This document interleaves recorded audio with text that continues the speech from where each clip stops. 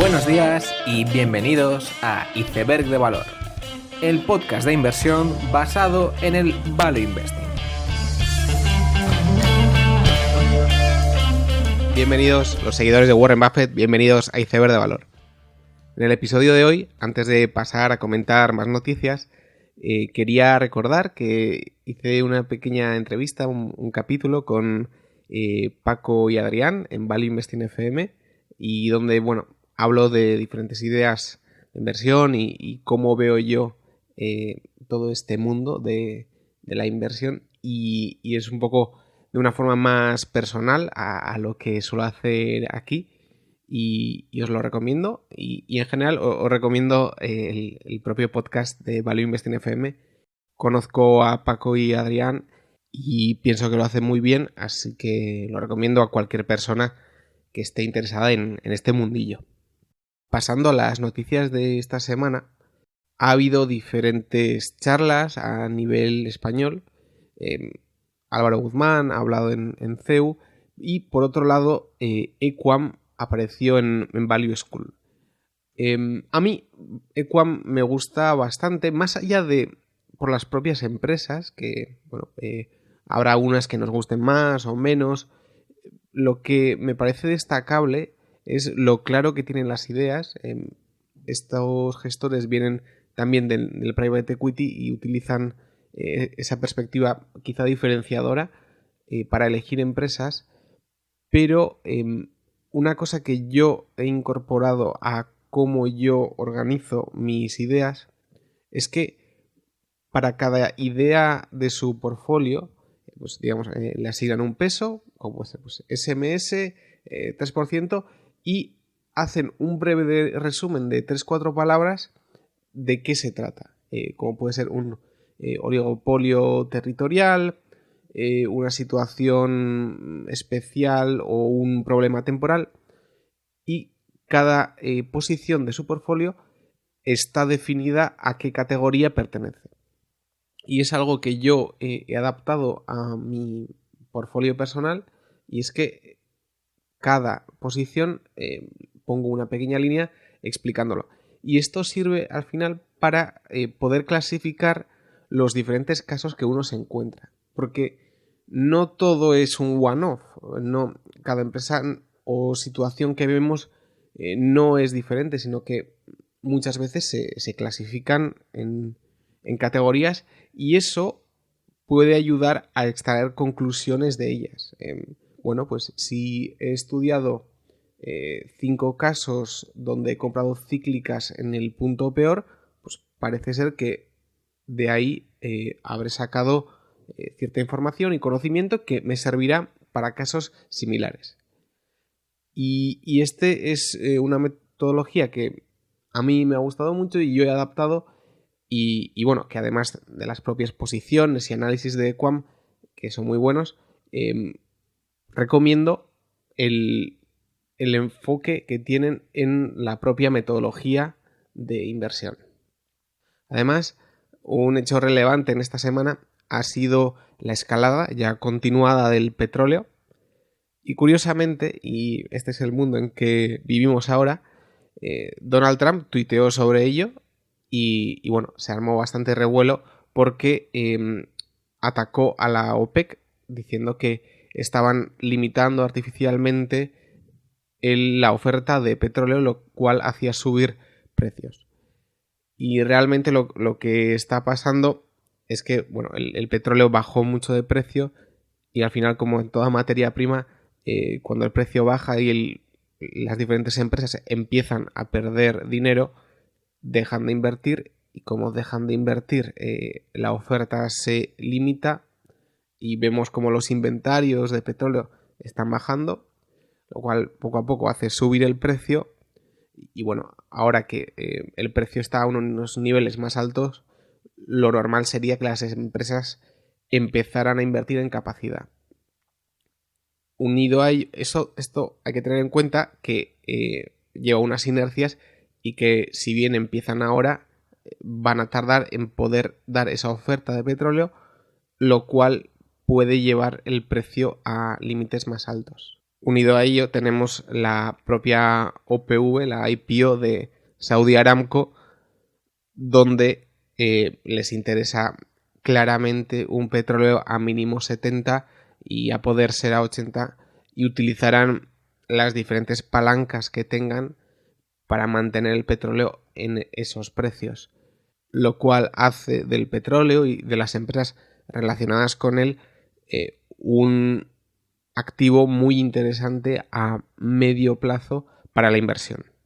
Por último, de las noticias principales de esta semana han sido, por un lado, que China ha levantado el veto a la industria automovilística de tener que tener joint ventures en China para vender.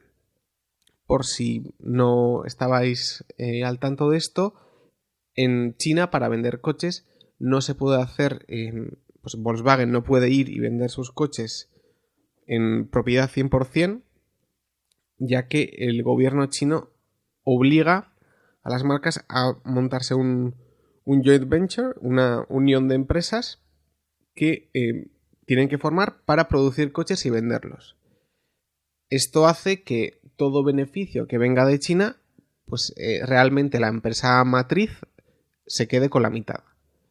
Hay que decir también que esta unión de empresas lo que les permite a empresas occidentales poder penetrar mejor ese mercado asiático que de otra forma quizás sería más difícil. Bueno, pues lo que parece es que a partir de 2022 esta regulación del 50% en esta unión de empresas no será obligatoria, lo cual abre la posibilidad de que las empresas automovilísticas recompren a sus equivalentes chinos y puedan quedarse con el 100% de los beneficios de los coches vendidos. Esto es bastante importante porque si empresas grandes como Volkswagen obtienen como 1,5 mil millones, 2.000 millones de beneficios en China, pasarían a tener el doble. Imaginemos, pues a un múltiplo de 10, tener 2.000 millones más, pues son 20.000 millones más de valoración, que sí que es algo notable. Sin embargo, lo que han dicho las marcas es que no van a renunciar a sus socios, ya que estos les permiten poder entender mejor ese mercado y poder hacerlo mejor. Aún así, hasta 2022 las cosas pueden cambiar, y siempre que haya esa posibilidad de tener todo tu negocio en propiedad, es algo muy positivo para las marcas occidentales. Y finalmente, esta semana, quizás el cambio en cotización más sonado ha sido el de Philip Morris, que ha bajado como un 15%, porque el crecimiento de sus productos no, dañinos o no relacionados directamente con el tabaco, sino con los productos de vapor, el crecimiento se ha disminuido en Japón básicamente, y no están consiguiendo que las personas de menor edad adopten los productos de vapor que Philip Morris tanto ha invertido en ellos. Y todos sabemos que las tabaqueras han sido negocios magníficos durante muchos años, no ya una tabaquera, sino todas ellas. Y veremos si esto es un impasse temporal o marca un cambio de tendencia que parece que no sería lo más normal. En este episodio quería hablar de un tema que es bastante recurrente en la prensa en general, y son los artículos referenciados a Warren Buffett y sus problemas con su método de inversión, y en concreto con el comprar empresas con fosos defensivos. Son habituales artículos en el Financial Times u otras revistas donde se le suele reprochar a Warren Buffett que, prácticamente su método de inversión, que es comprar esas empresas con grandes fosos que les permiten a su vez elevar los precios y convertirse en empresas realmente provechosas y con grandes beneficios. Se suele citar a Moody's, por ejemplo, que es una de las posiciones de Warren Buffett, que es una agencia de calificación y que se la suele señalar como una de las precursoras en la gran crisis de 2007-2008. Y es que el mercado de poner un rating a los diferentes créditos es un mercado donde unos pocos agentes controlan el 95% del mercado y es muy difícil, hay costes de cambio, etcétera, que hacen que esto cambie. Otra de las citas que es habitual en estos artículos es VeriSign, otra empresa de Warren Buffett, que es de hecho la que controla los dominios.com. Alguien cuando registra un dominio, aunque lo compre a una empresa, como puede ser GoDaddy u otros, al final el dominio en sí está gestionado por VeriSign y es la que se lleva gran parte de esa comisión que la persona paga. Como no existen infinitos dominios .com o .net, tiene un monopolio que le permite subir de forma gradual o a un 10% anual el precio de esas comisiones. Ante esto, estos artículos suelen criticar que lo que hace Warren Buffett incluso no debería estar permitido de alguna forma y que los fosos defensivos van en contra de lo que debería ser la realidad. Frente a esto, yo creo que la primera pregunta que hay que plantearse es si los fosos defensivos son naturales.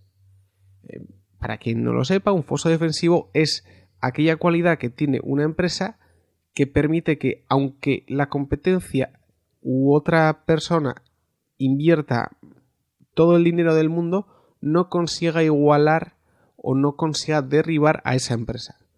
Esto puede ser Coca-Cola, que tiene una gran imagen de marca que es muy difícil derribar, y hay otros ejemplos, como pueden ser software para empresas, como puede ser SAP, donde una vez que está implantado es muy difícil que una empresa cambie de proveedor de su software. Esto es un foso y la pregunta es si son naturales. Bueno, se entiende que a medida que hay un progreso tecnológico, los productos son cada vez más complejos y más dispares. Es cada vez más difícil encontrar productos sustitutivos que sean iguales a los que ya están.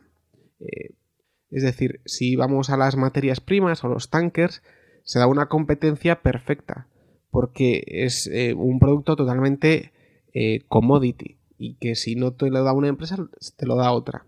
Sin embargo, cuando el producto es más complejo y más diferenciado, surge que ya no son iguales y que se crean pequeños fosos o grandes fosos en partes del mercado, porque esos productos son más complejos, pues pueden ser contratos de mantenimiento que justo ha hecho una empresa, una construcción, y esa empresa va a ser lo que va a mantener. Es una transacción que se da en el mercado diferente a simplemente yo compro un producto. Y a medida que surjan otros negocios, como puede ser Internet, donde es habitual que una empresa se lleve gran parte de la cuota de mercado porque son negocios muy globales, esto hará que con este progreso las empresas con fosos abunden. Es decir, surgirán efectos red, surgirán costes de cambio y al final la competencia perfecta será cada vez más difícil. Por otro lado, donde no existía foso es en la Edad Media, ¿no? O sea, cuando el producto es muy poco diferenciado y hay poco progreso tecnológico, un kilo de lana es un kilo de lana y en la Edad Media no había fosos defensivos. Sin embargo, el proceso de progreso tecnológico hace que el foso sea algo natural en los negocios. Esto, digamos, es por parte de la demanda de productos, las empresas. Pero por otro lado, los seres humanos somos seres complejos también. Tenemos sesgos, tenemos miedo a lo nuevo, costes de cambio, nos gustan los patrones que se repiten, nos gusta lo conocido y tenemos limitaciones cognitivas. O sea, yo no puedo elegir entre 100 marcas de refrescos. O sea, necesito concentrar aquellos refrescos que yo conozco y yo reconozco y que me gustan. Es por ello que el ser humano no es una especie de agente perfecto que evalúa todas las posibilidades del mercado, sino que limita, y lo limita de forma sesgada, que por otro lado es perfectamente natural. Es decir, por parte de la demanda existe una tendencia natural a la existencia de fosos. Por lo tanto, con esto lo que quiero decir es que tanto por oferta y por demanda existen tendencias naturales a que existan fosos. Y precisamente lo antinatural es lo que proponen estos artículos, que sería una competencia perfecta, pero porque, claro, se hace una modelización idealizada completamente del ser humano y del proceso de elección de un producto y también propiamente de la parte de demanda, que es imposible que sea de competencia perfecta a medida que los productos sean cada vez más complejos. La segunda pregunta que hay que hacerse es si los fosos son buenos.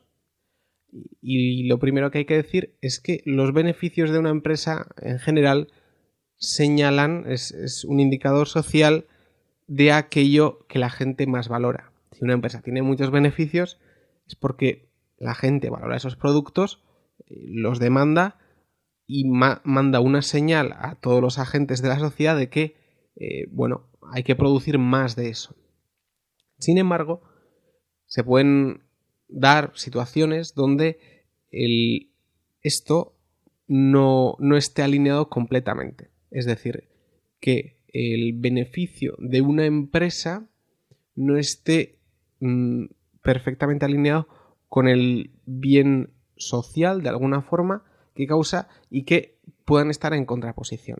Aún así, lo que hay que entender es que un foso defensivo de una empresa lo que le permite es un aumento gradual de los precios que le marca a sus clientes. Es decir, Coca-Cola puede subir sus precios al 5% anual, pero no mucho más. Coca-Cola no podría triplicar su precio, ya que la gente optaría por otros productos que no serán iguales, pero que sí que actuarán como sustitutivos, como pueden ser Pepsi, Dr. Pepper u otros.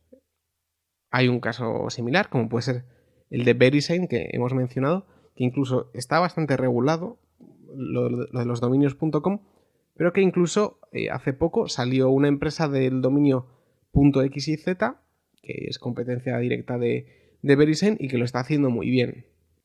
Lo mismo pasa con Bloomberg y FactSet y con otras muchísimas empresas. Al final, un foso defensivo tiene un poder limitado. No es capaz de poder fijar un precio 10 veces mayor, sino que lo tiene que hacer de forma gradual. Esto consigue que estas empresas con ese foso defensivo natural sean muy prósperas y evidentemente si vas aumentando tus precios cada vez los beneficios sean mayores. Sin embargo, el perjuicio de alguna forma, que muchas veces ni es perjuicio, o sea, es algo bueno que consiguen hacer, pero el perjuicio que pudieran causar a sus clientes es gradual y por lo tanto es bastante limitado el potencial que tienen de poder causar algo malo, ¿no?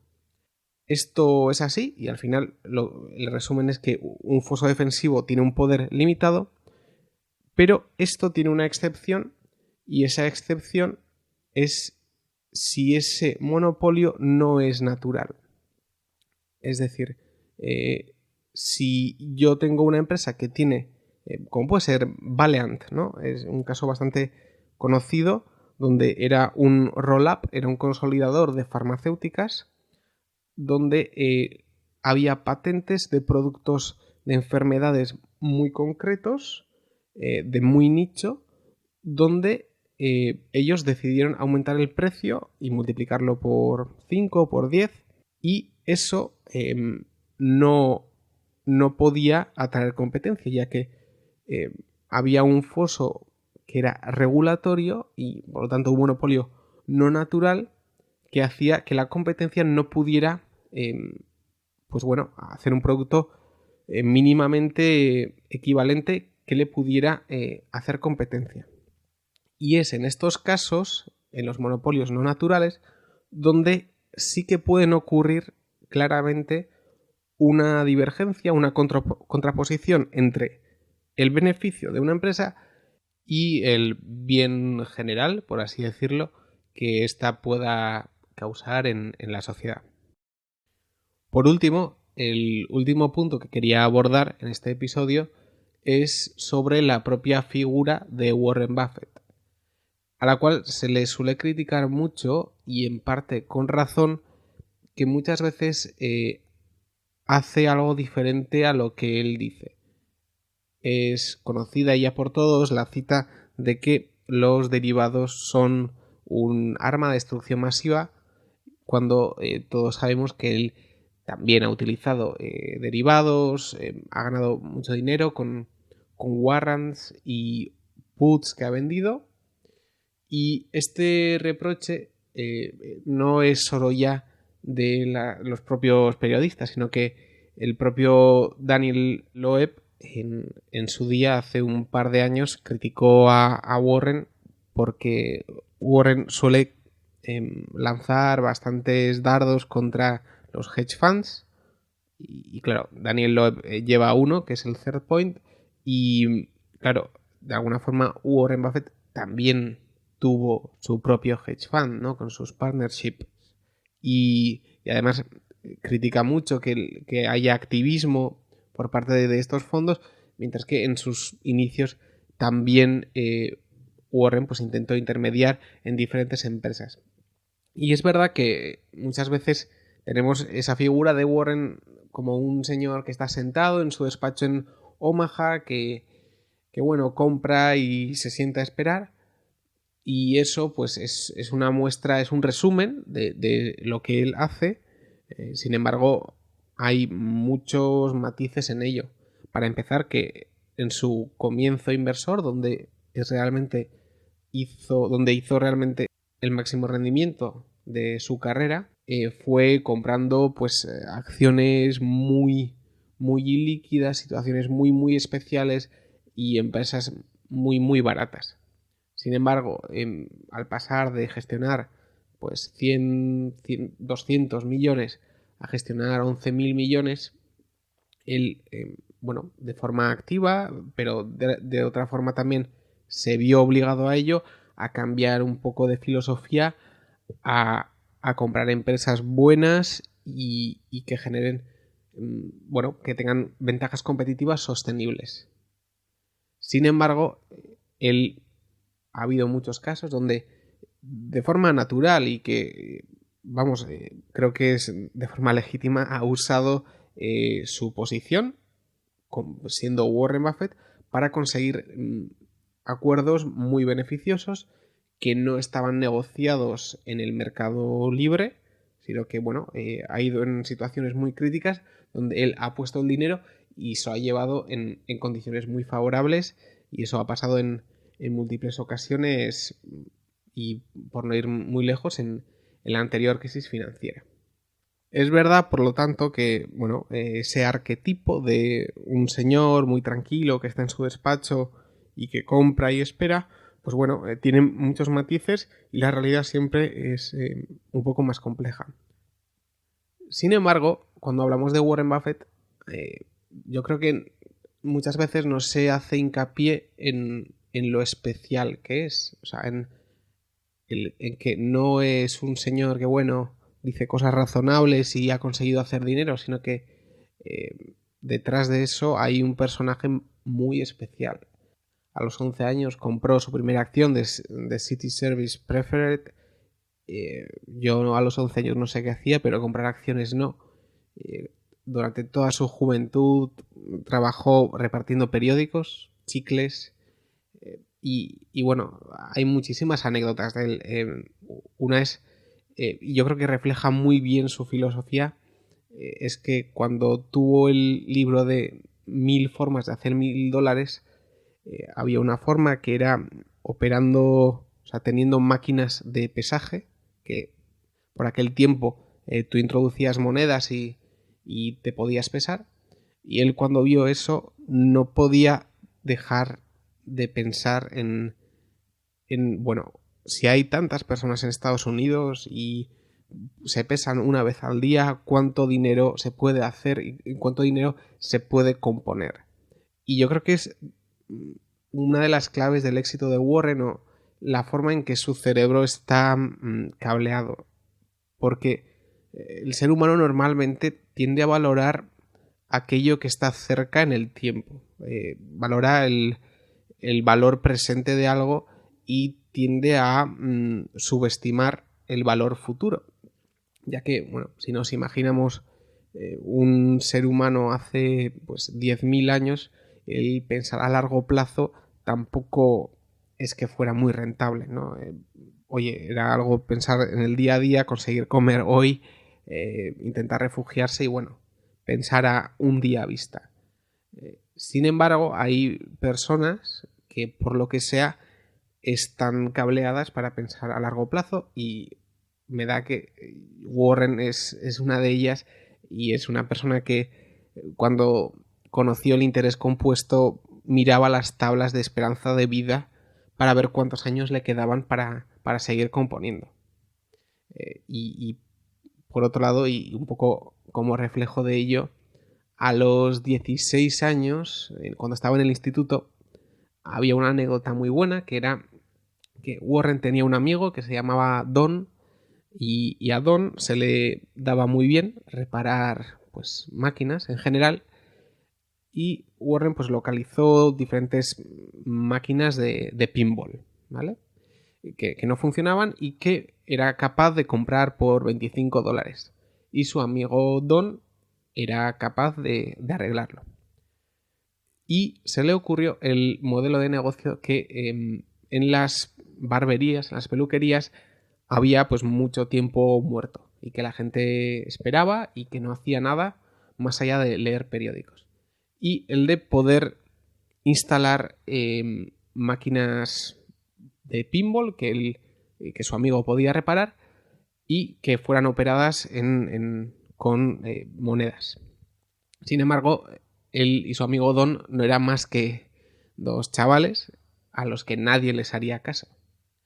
Entonces lo que Warren y Don hicieron es crear un personaje que se llamaba Wilson, el señor Wilson, y que con ello iban a las peluquerías y les decían, bueno, nosotros venimos aquí en nombre del señor Wilson, que tiene una compañía llamada Wilson Coin Operating Machine Company, y oye, estamos aquí y el señor Wilson nos ha dicho que te ofrezcamos poner esta máquina de pinball en tu barbería, de modo que tú te llevarás el 50% de los beneficios y el señor Wilson se llevará el otro 50%.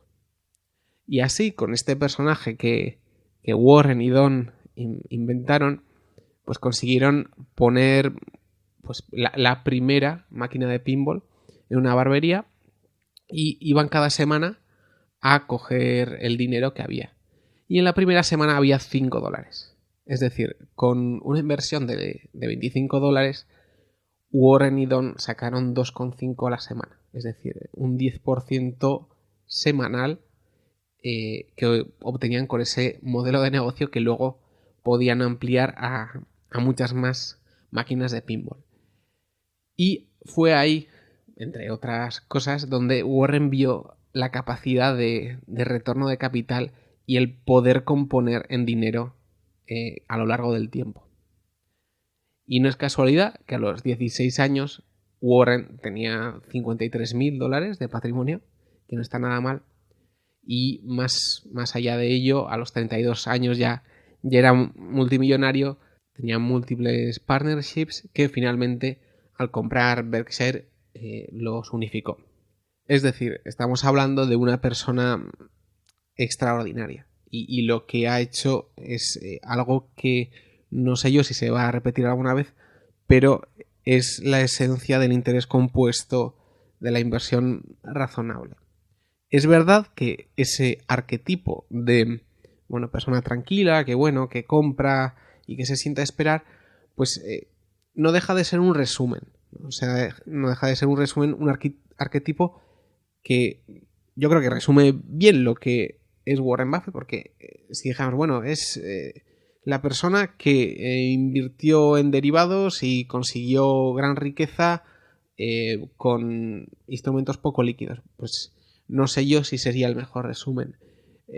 Es verdad que la realidad tiene muchas más aristas y es poliédrica, pero creo que el arquetipo es bueno y es válido. Y es más, aunque pueda haber divergencias entre lo que decimos que es y los diferentes arquetipos y la realidad, es que esa idea del señor paciente es útil. Es decir, una de las claves de la inversión es la propia paciencia y el saber llevar malos resultados, el poder aguantar. Y el tener una figura como Warren, un arquetipo del señor paciente y tranquilo, creo que es muy útil y que sirve de inspiración a mucha gente, incluso para entrar en el mundo de la inversión, incluso la gente que llevamos como referencia, digamos, espiritual de alguna forma. Y esta es mi opinión, un poco de todo el tema Warren Buffett y las polémicas que pueda haber de los fosos y los no fosos. Espero haber podido aportar alguna idea. Yo no había visto esta opinión perfectamente articulada, por lo que quería hacer un capítulo sobre ello y esto ha sido todo. Espero que os haya gustado, dadle a like en iVoox y YouTube y nos vemos la siguiente semana. Ya sabéis, seguid aprendiendo.